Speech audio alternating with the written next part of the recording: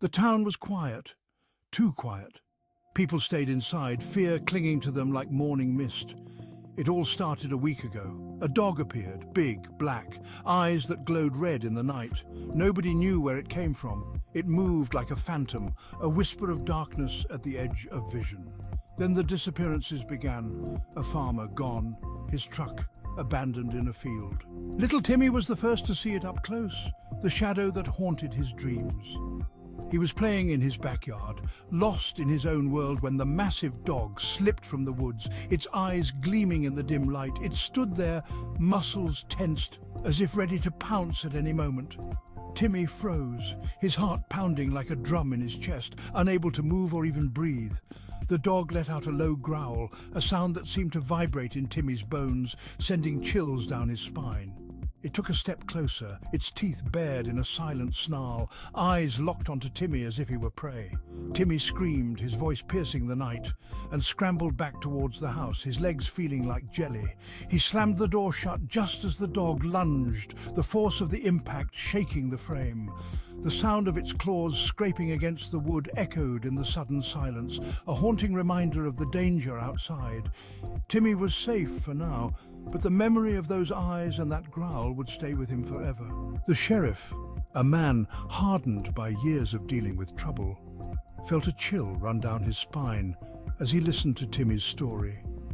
He'd heard the whispers, seen the fear in the townspeople's eyes.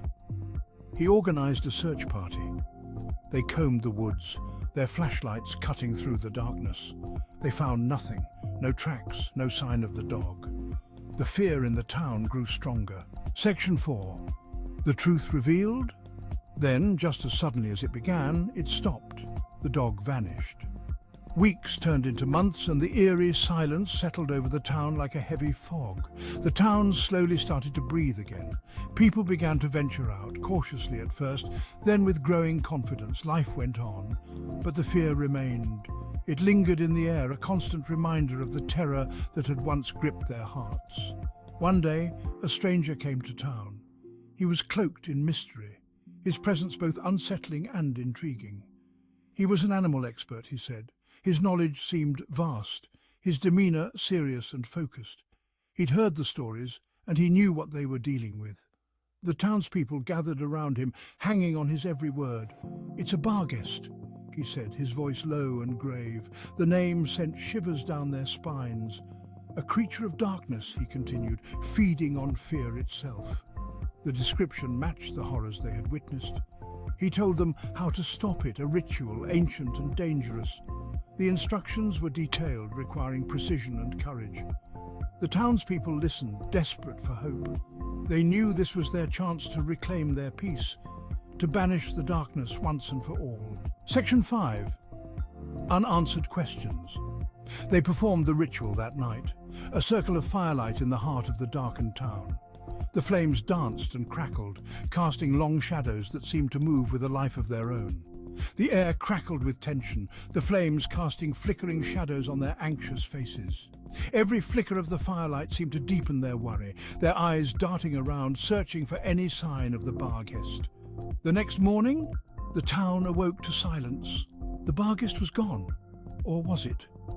The streets were eerily quiet, as if holding their breath, waiting for something to happen. The stranger was gone too, vanished without a trace.